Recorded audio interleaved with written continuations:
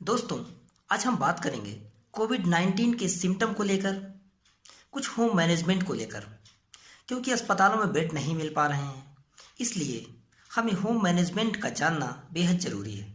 लेकिन इससे पहले एक भारतीय नागरिक होने की वजह से हम सब की ये जिम्मेदारी बनती है कि हम अपने आसपास के लोगों को, अपने समाज के लोगों को कोविड-19 के प्रति जागरूक करें।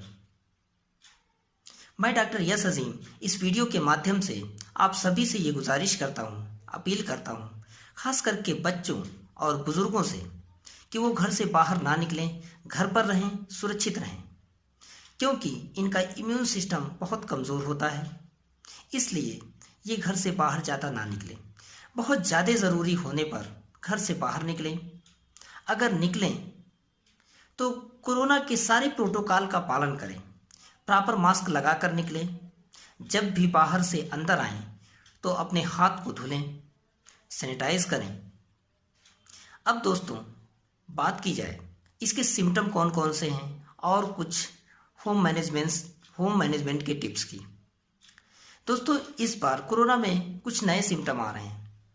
सर्दी, जुकाम, तेज बुखार के साथ साथ बदन दर्द, सर दर्द, पेट दर्द, उल्टी, दस्त, गले में खराश का होना, सीने में जकड़न, सीने में दर्द, सांस लेने में तकलीफ़ें, बहुत ज़्यादा कमज़ोरी का होना, टेस्ट का ना मिलना, आँखों का लाल होना, ऑक्सीजन लेवल का घटना। इनमें से अगर आपको कोई भी सिम्टम आते हैं तो आप इसे छिपाएं नहीं, आप तुरंत अपना RT-PCR टेस्ट करवाएं। अगर किसी वजह से आपके RT-PCR के टेस्ट रिज़ल्ट आने में लेट हो रहा हो तो आप लापरवाही कतई ना करें। आप अपने आप को सेपरेट कर लें और तुरंत अपने नज़दीकी डॉक्टर से कंसल्ट कर कर दवाएं लेना शुरू कर दें। लोगों से ना मिलें जब तक कि आपका टेस्ट रिज़ल्ट ना आ जाए।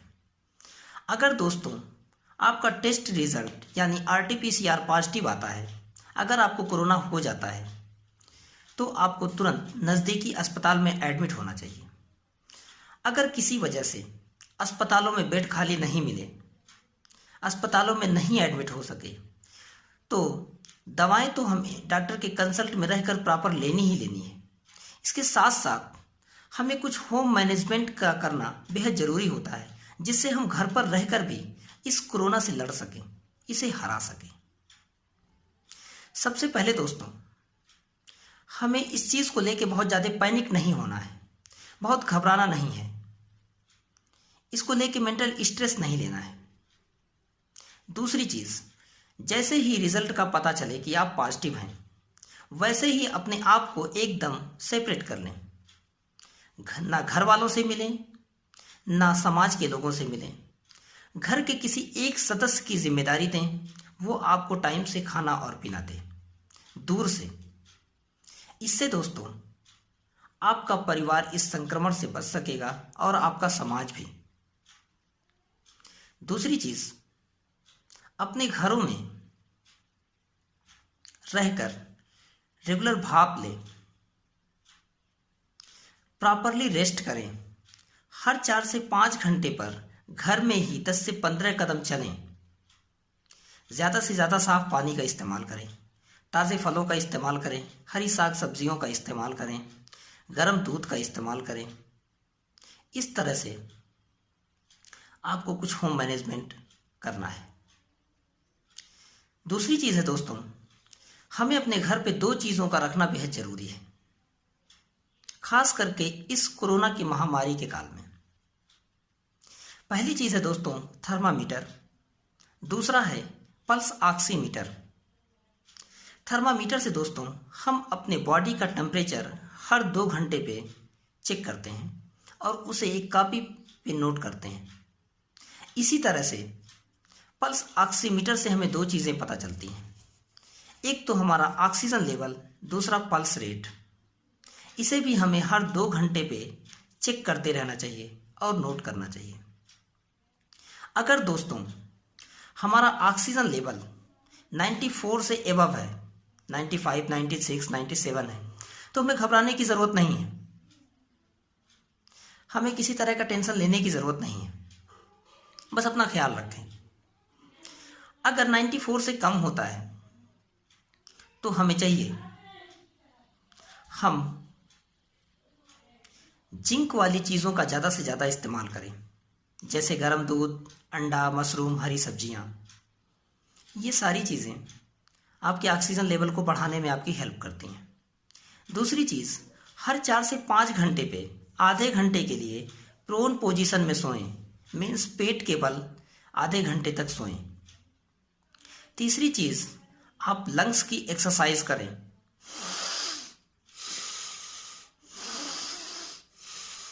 इस तरह से लंबी लंबी सांसें लेना है। दूसरा, ये एक्सरसाइज करनी है। ये दोनों एक्सरसाइज आपको रेगुलर करने हैं।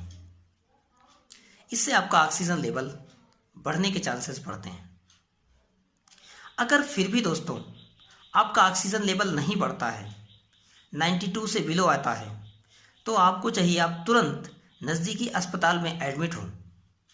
अगर किसी वजह से आपको नज़दीकी अस्पताल में ऑक्सीजन नहीं मिल पा रहा है, बेड नहीं मिल पा रहा है, तो आपको चाहिए आप ऑक्सीजन सिलेंडर का घर पर व्यवस्था करें और तुरंत किसी डॉक्टर के कंसल्ट में ऑक्सीजन लेना शुरू कर दें। इस तरह से आप होम मैनेजमेंट करें।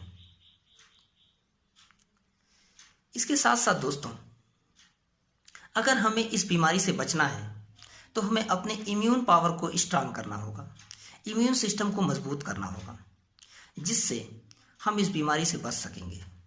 इम्यून सिस्टम को किस तरह से स्ट्रांग करना है, इसकी वीडियो पहले हमने पोस्ट की है, आप उसे देख लें। इस तरह से दोस्तों, जब आपका इम्यून सिस्टम स्ट्रांग होता है तो आप इस बीमारी से आसानी से लड़ सकते हैं और आपको कोई ख़ास तकलीफ नहीं होती है।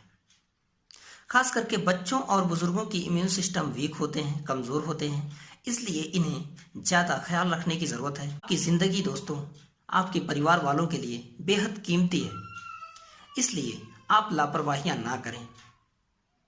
आप कोविड-19 के सारे प्रोटोकॉल का पालन करें, कुछ दिन तक घरों पर रहें और सुरक्षित रहें।